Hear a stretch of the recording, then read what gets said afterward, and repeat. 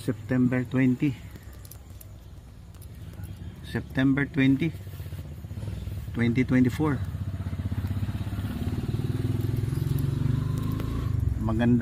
Magandang buhay sa lahat at malusog na katawan.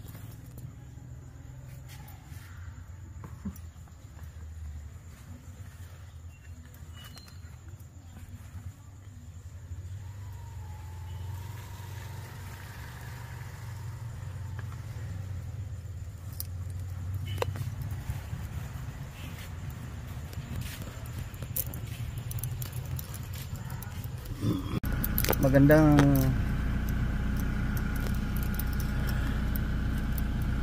araw sa lahat, aking mga palangga. Papabot ito, papabot. Punta tayo sa isang lugar na magbabayad tayo ng ating mga kinakailangang bayaran. Utility. Nagreklamo sa akin yung kaibigan ko dyan, tricycle, yellow tricycle franchise 0505. Sabi niya, grabe daw ang water district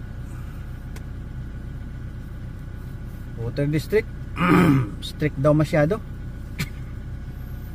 Sabi ko, strict to daw sabihin mo, di palitan na lang nila ng ano yan, ang department nila, cooperative, water cooperative.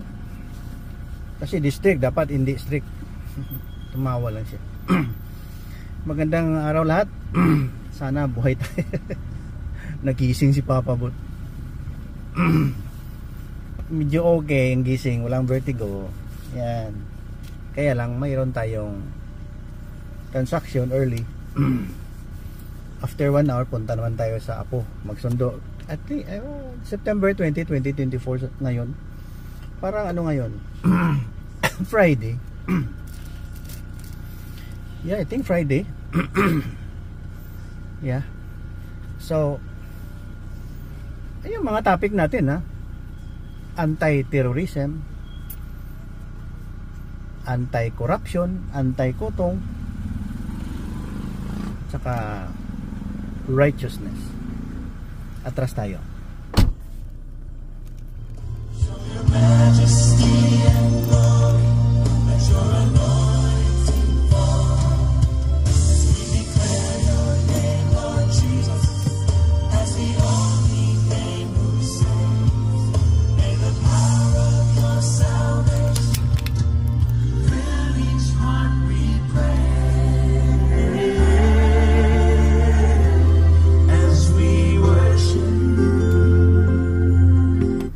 Ganda ng ganda ng buhay. Sabi nga yung kaibigan ko, franchise tricycle body number 0505. Kaya kasing edad ko siya, pero hindi kami magkasing gulang. Si Edie. Sabi ko, pre, maganda na lang yan, buhay tayo, pre. Kasi nagising pa tayo, iba wala na. Yaman-yaman nila, wala pa rin. Alam mo ba bakit ganito ang mahilig ko sa topic ng ganito?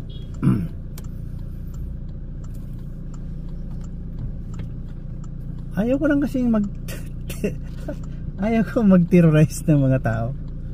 Not unless nakasali ka sa sa blueprint na hindi magandang ginagawa mo. Totoo. Sayang yung ating mga simulain. Inabuso natin yung grasya ng Panginoon. Anti-terrorism, ganito. Bakit kalaban ng mga Islam, Muslim, mga brother, kapatid natin, pinsan? Tinuruan kasi sila kalabanin ang Diyos. Dahil ang Diyos ay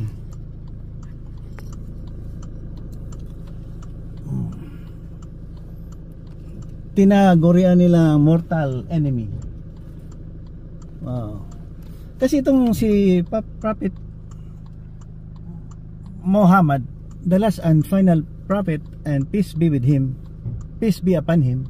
Lolo,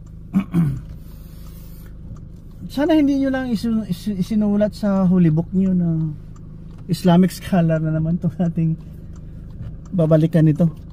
Sana walang pakialam si lolo nito eh, namatay na siya eh.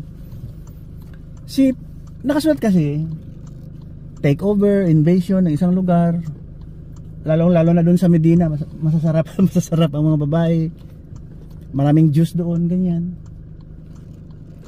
Pinatay ang mga lalaki, tinikman ang mga babae, pati mga babaeng maliliit, yung mga paslit. Hayop sa laman, no? Hayop sa laman. Ngayon isang babae doon, parang inasawa niya rin, no? Kasi natikman na, asawa na eh. Sounds muna tayo. Ganda ng topic natin ngayon. Sisikapin natin gumaganda-ganda. Despite siyempre matanda na tayo, hindi na tayo gaya ng dati na magaling magsalita. Ako lang nagsasabi nun, hindi naman ako nagsasalita eh.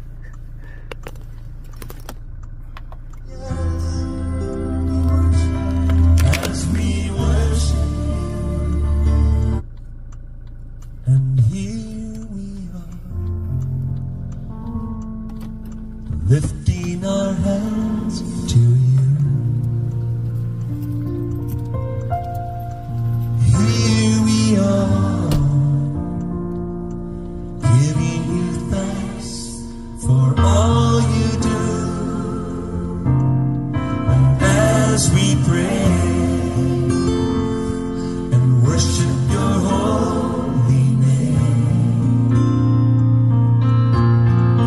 you are here, dwelling within our prayer.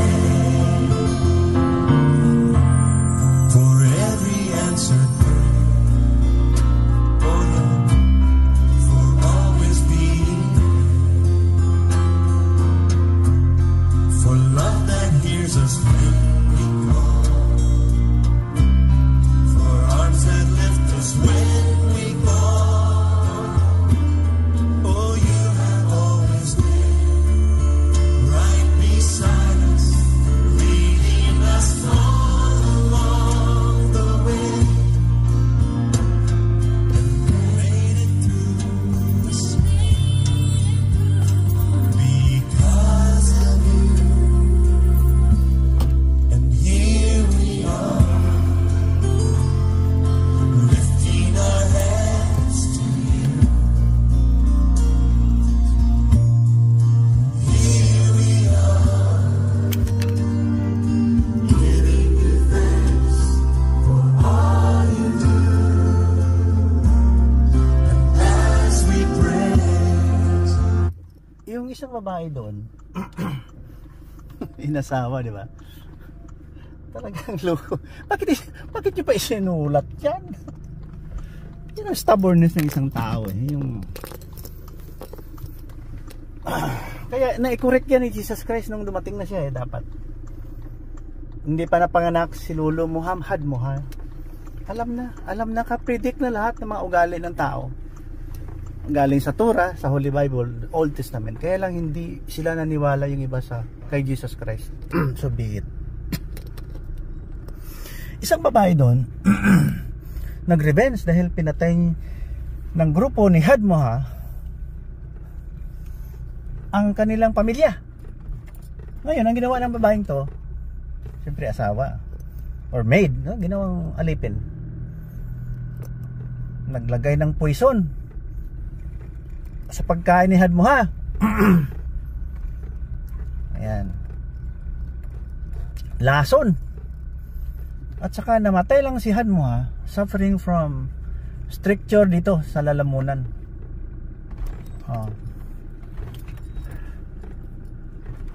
Kaya yun ang nababasa din natin sa Holy Quranic point of view na agonizing pain for 3 years ang pinakamasakit na nangyari sa kanya. naisulat pa. Ngayon, ang hindi ko matanggap, proud pa sila na sinulat-sulat pa. Di ba? Ngaya, the hate stems from that incident. I don't know kung ano pang ibang mga dahilan. Number one, inggit. Paano ka mainggit kung ganyan lang lahi mo? Ngayon, ang Israel doon sa Tel Aviv, center yan ng mga high technology. Marunong, mga bright sila eh. Parang Pilipino, bright. Oh, bright sa kalukuhan. Kotong, ariglo, PIR, aliglo. SOP. Ingay naman to. Ingay itong aking dashcam. Hindi yan dashcam, CCTV. Para pag may naglapit na magkotong, makikita siya dyan. Marami to CCTV, no? Ayan, CCTV, ano? Yan, dalawa. Para pag nag-bug down yung isa, mayroon akong recording. Yun, ganun.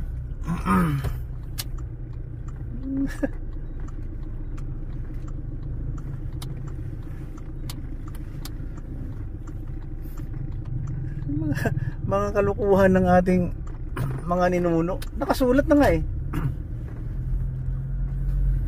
Bright talaga ang mga Jewish people. May mga talagang lahi na matatalino. Huwag na kayo mainggit. Ngayon, ewan ko kung totoo, na program nila na puputok yung mga pager at saka sa cellphone.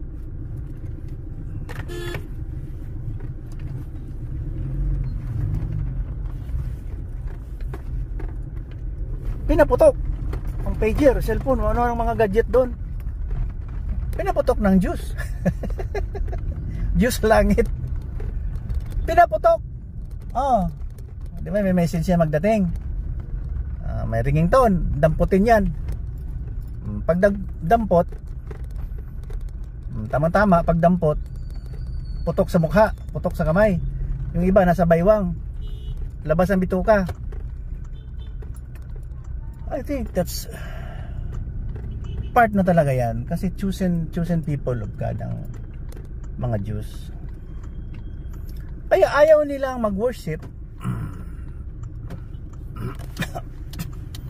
sa mga Jews. Ayaw nilang mag-worship sa mga Jews. Then pa lang, nilason sila. Nilason yung kanilang leader na maldito. Hanggang ngayon matatalino sila eh, no? I wish na matalino din ang Pinoy. Matalino sa kalukuhan. Dandahan lang ang buhay sana eh. O paano mo ma-refute yan na matalino sila? Talagang makikita mo marami silang mga invention sa mga kunwari mga Arab. Ito talaga itong mga ano eh, sa kanila galing tong kalukuhan na may gulo ang mundo eh. Pag narinig to ng mga apo ko, kahit na kayo nagsusubaybay sa akin,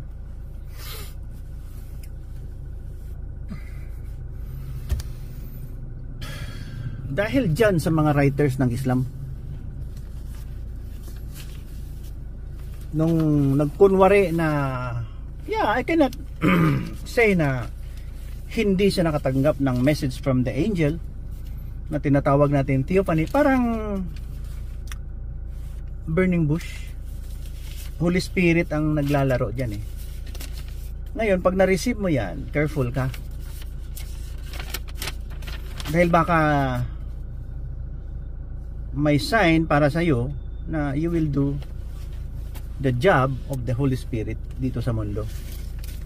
Hindi ko yan may sabi na hindi siya nakatanggap. I believe.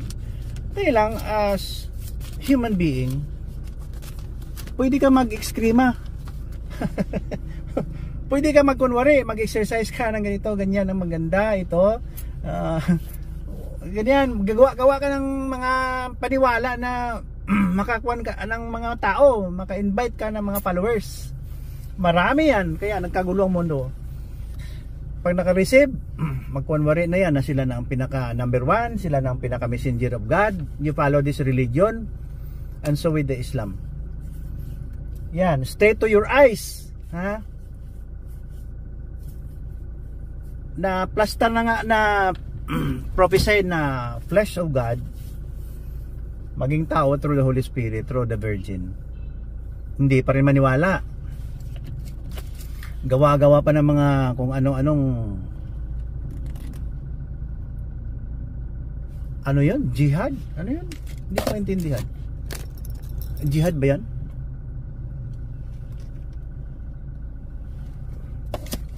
Patay yung hindi Muslim. Hindi masama, di ba? Diyan nag-umpisa yung tinatawag na gulo. Ayan. Dahil nakatanggap ng theophany, nabuang, walang respeto, laruan ang Holy Bible, lalong-lalo na sa New Testament. Pero ang Old Testament, ang galing ng mga pagkasulat. Walang kalukuhan dyan, walang jihad dyan, walang patayan dyan. Kaya nagkagulo dahil dyan. At saka sa mga belief ng iba naman, hayaan mo na. Alam na ni Jesus Christ yan, na iyang lugar na yan talagang marami dyan hindi maniwala kay Jesus Christ, sa God ni Jesus Christ. Hindi yan. Nandyan yung mga area ng Saudi, ng Hindu, Buddha, dyan na area na yan, marami dyan, magkakalat yan. Kaya si Papa Bot nandito lang, nag-guide lang. Hindi naman ako matalinong tao. Hindi, ito ang aking body cam, tingnan mo. Ayan o, body cam. Ayan, nakaharap sa akin, nakaharap sa salamin. Ngayon, lagyan ko ito ng punta kasi tayo sa baba. Lagyan natin to ng gawin natin body cam to, nakatayo. Ayan o, may carabiner clip.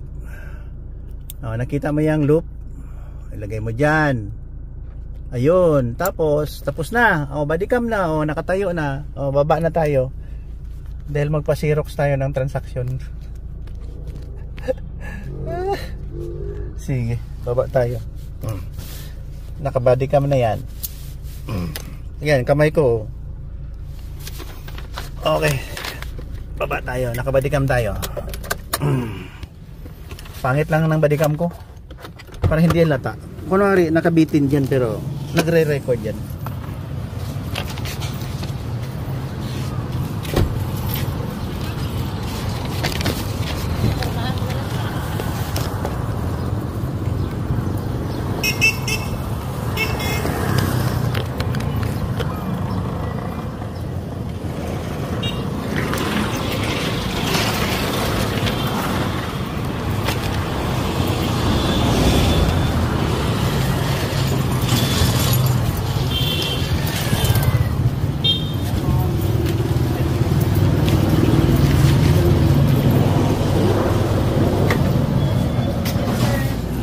Xerox, tag-dalawang kopya. Dalawa. 2 copies eh.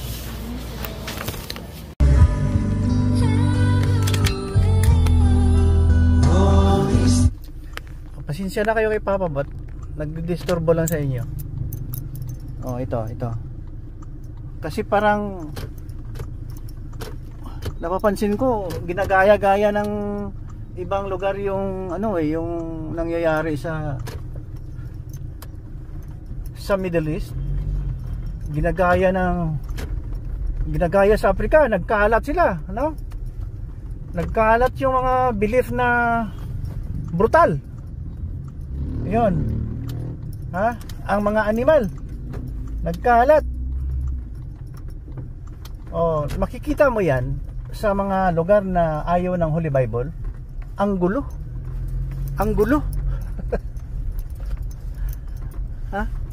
Hindi peaceful. Ganon. Ito na lang. inuulit-ulit ko lang to eh. Pag may Hesukristo kasi, may katahimikan. Yan. Kasi parang hindi strange looking. Nakikita ko itong mga lahing to eh. Talagang iba ang kanilang iba ang looks. Ha? The looks. Bakit? Ang mga mahilig kasi magdebate, itong mga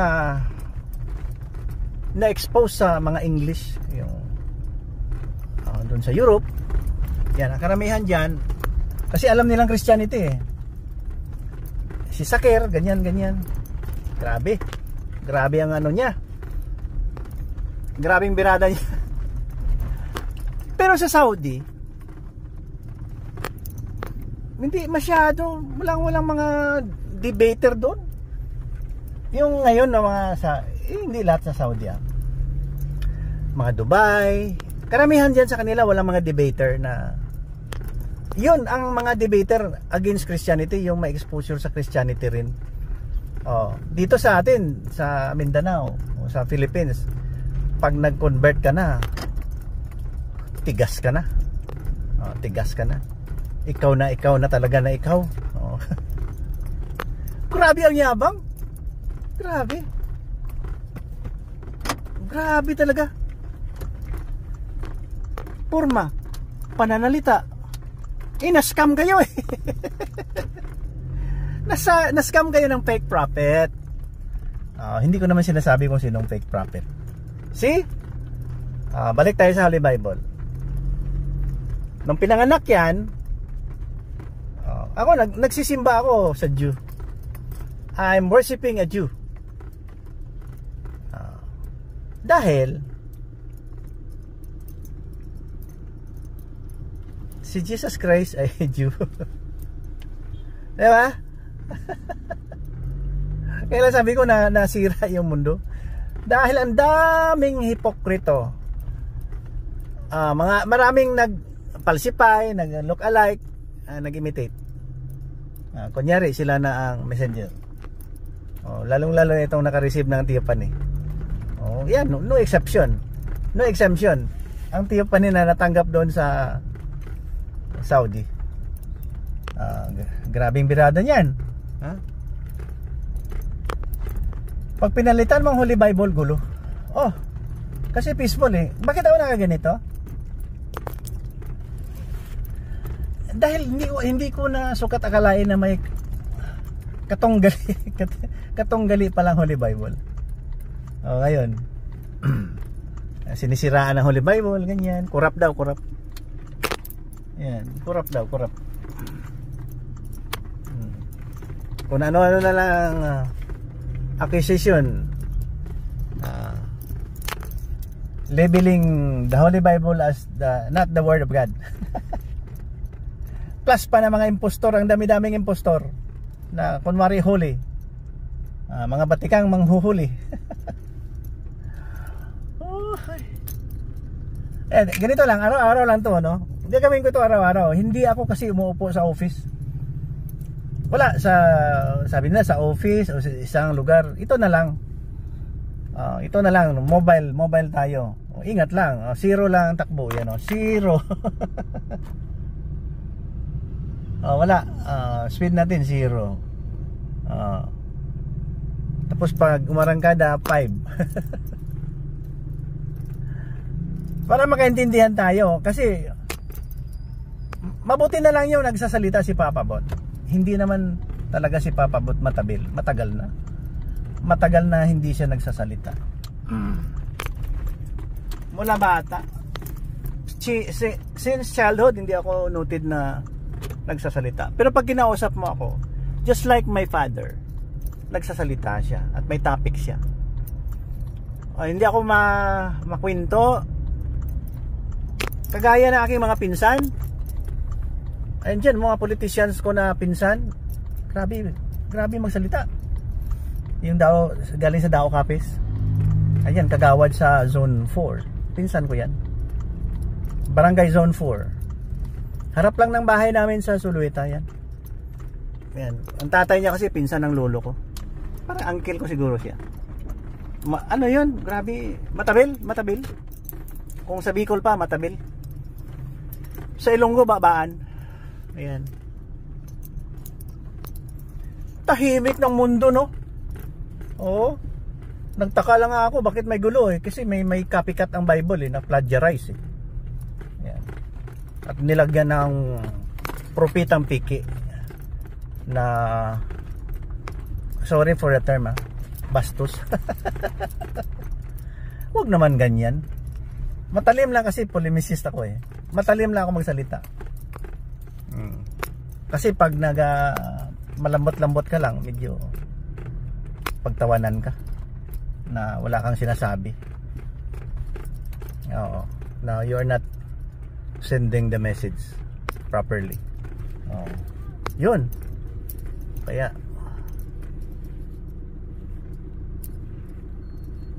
ingat kayo kay Papa Bot.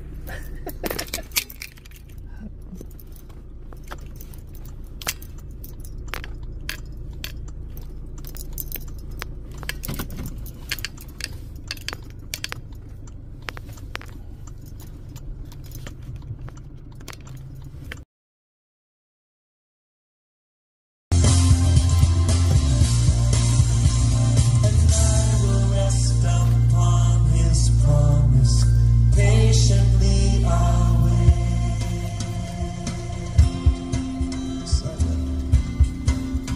I wait. We wait for you, Lord. We wait.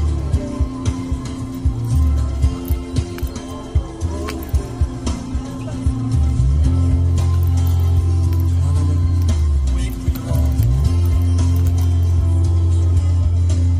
Oh, we wait.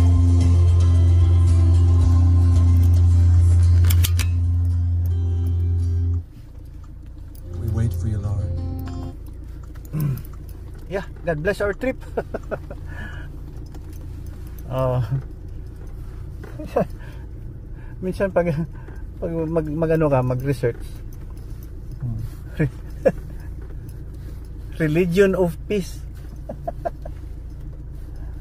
Religion of peace. Paano? Paano nag-religion of peace? Oh. Doon sa mga lugar na ayaw ng Holy Bible. Grabing human rights violation. Paano yan? Di mali. Ha? Wala nang karapatan maghanap buhay mga babae doon. Puro lalaki nilang sikat.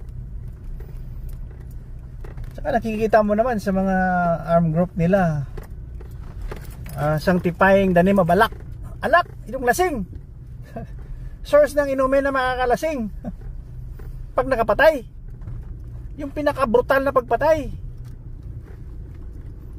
wala man yan. Binigay nga na tayo ng mga gadget para hanap buhay natin. Ginagawa niya pang parang walang pakinabang ang mundo sa iyo sa mga ginagawa ng magagaling na tao. You don't care about the improvement. Basta kayo na lang ang sikat, kayo na ang maghahari, kayo na mag-take over. Salamat na lang. Salamat na lang, sir. Grabe kayo Kaya wala akong kalaban. Wala naman akong kalaban. Nangangaral lang. Kasi mahiya naman tayo pag kinakalaban ko kayo. Yung tama lang. Yung tama lang. Di ba? Yung hindi brutal na pamamaraan. Nakikita ko kasi ang Holy Bible, humble lang. Oo. Sa Bisaya pa, ang Holy Bible kita may tamay lang. Corrupt daw. Apil na si Kristo. Pasali na si Kristo. Inaapi. Inaapi. Kung ano-anong label na against kay Jesus Christ. Kawawa. Nagpakilala na nga ayaw nyo maniwala. Pinalitan nyo pa ng kung ano-anong brutality na maisip nyo. Talaga.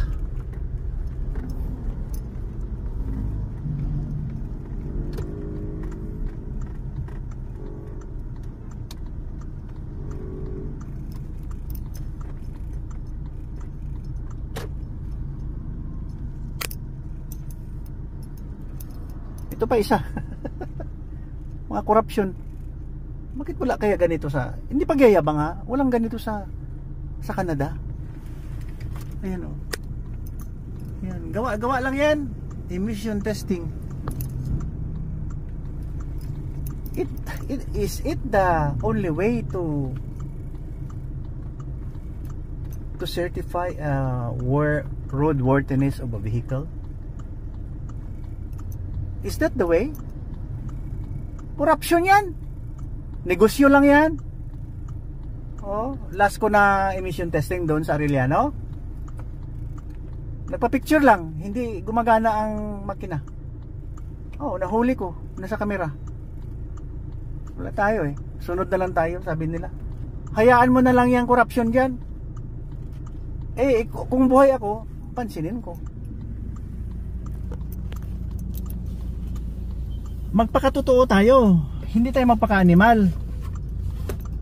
Sundin na lang na kaya natin yung ibang lugar. Mag-alakbay aral kaya to. Ang daming pira ng Pilipinas hindi ginagasto sa tama eh. Nasa bulsa lang ng politician at saka sa mga kontraktor. Kayo na, pinakasikat sir. Yan. Dapat ang approval ng mga sasakyan sa certified mechanic. Makikita mo dyan mga sasakyan natin 50 years old, tumatakbo ba yung mga Saddam. Wala, emission lang, okay na. Ayan. Talagang hayop kayo sa pera. Hayop sa pera. Garapal. HPG. Sorry sir. Bibiro lang naman ako.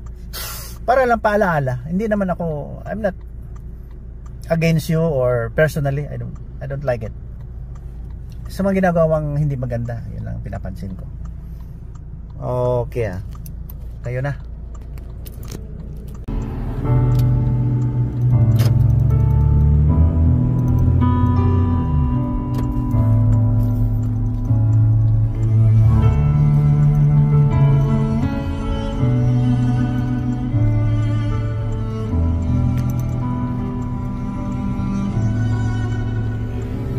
We wait. We're not in a hurry. All we need to know. We wait. All our cares and worries we lay aside for you. Oh, how we love to see your face.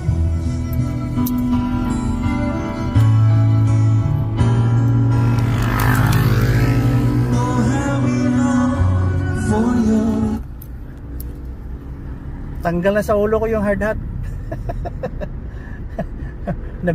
nabigay ko sa mga mahihirap. Doon yung mga staff doon. Mga staff doon sa smoke testing center. Kahit na yung binibilhan ko ng hard hat, mga tawahan nila binigyan ko. Gumagawa ng bako doon sa aming village. Binigyan ko ng hard hat. Pero doon ko binibili sa kanila ang kasi mga construction worker doon galing sa kanilang store. Nakita ko nag-work, wala namang hard hat. Sa ibang lugar puro hard hat. Kahit na sino. Inunahan ko lang dito sa Philippines. Lahat pwede. Ayan.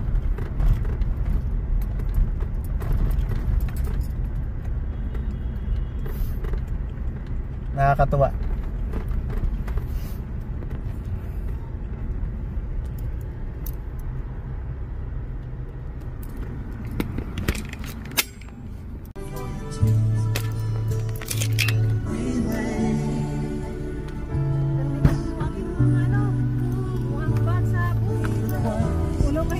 Sa mga libro.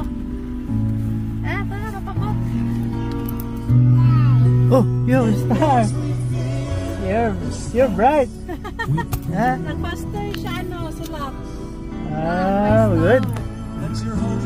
Very good, baby. Miss gid Yeah. siya, faster siya nag-right. You have a star. May I see your star? See, start. Wow, very good. Faster na siya nag-right. Yeah. So you finish early, huh? Early, finish. Huh? You Right. you write your assignment early. Okay. So you have a star. Yes! Ano na? Okay. Yeah, basi pagbiyahe matulog na po ka. Eh, may tutor pa rin siya kanila ka na. Oh, sige. Pauli na ta? Pauli ata daw. Oh, sige. Pangwakas ngayong araw. Ito na lang. Para sa atin lahat. Na wala may magsisisi. Kasi magulo kasi kung may terrorism eh. May mga hate ganyan. Magulo. Ano na lang, ganito na lang. Mabuhay tayo ng tahimik. Wag natin entertainin yung mga jihad-jihad na yan. Trabaho tayo ng tama. Pag-aralin yung mga bata, mga anak. Yun. Gaya ng ginagawa ng nasa Israel. Aral. Turuan natin maging matalino.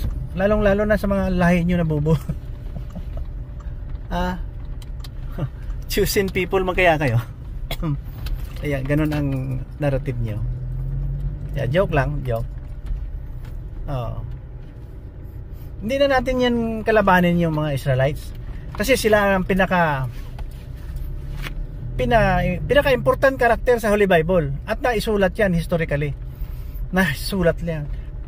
Binabago-bago lang ng mga bagong author. Lalong-lalo na yung makamundo. Yun na lang. Peace, love. Ganun lang. Ito na lang akin. Holy Spirit lang ang dala-dala natin. Wala namang ibang makapagbigay ng katinuan sa mundo kundi yung Holy Spirit. At saka basahin nyo nga ang Holy Bible. Ano bang terrorism dyan? Ang mga sinasabi dyan puro naman tama eh. Di ba? Kung moron ka, hindi ka makaintindi. Lalong-lalo na parable yung pag may meaning yan, pag may nagsalita yan, may meaning yan. Pag ayaw mo talagang tanggapin yan, sabihin mo na lang ng corrupt dahil bubo ka. Di ba? Nagpakabubo ka, nagpaka-animal ka. Ayan na lang, bye-bye na. God bless you, I love you. Para ngayong araw, tuldukan natin ngayong araw, lalo na September 20 ngayon, 2024. Pagkatapos nito, pag nakuha mo yung aking narrative ngayon at magbago ka, salamat, welcome to Christianity. Okay, bye-bye. Bye-bye you. Love you. Papabot lang to, walang kwentang tao. Pero palangga ni Lord, love tayo ni Lord. Child of God tayo. Love tayo ni Lord. No question yan. Bye-bye.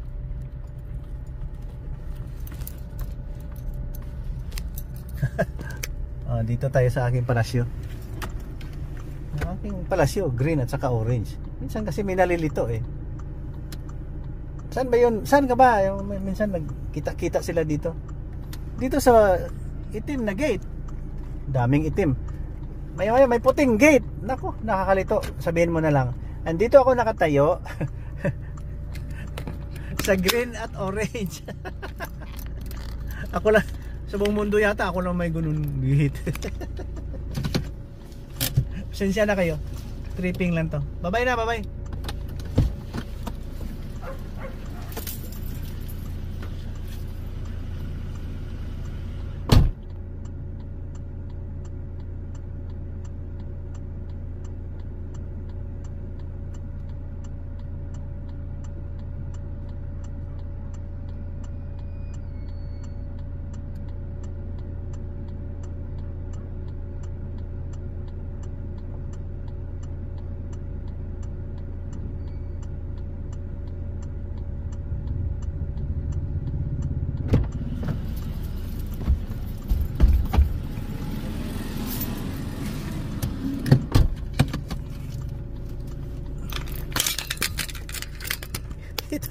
Ito ang bahay ko.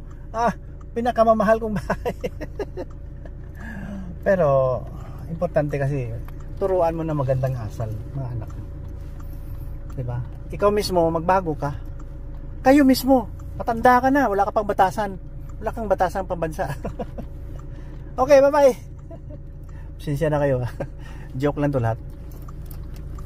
Kasi smiling face kasi kayo eh. Kung sa Bisaya pa, katawanan mo gnaong. Bye-bye, love you.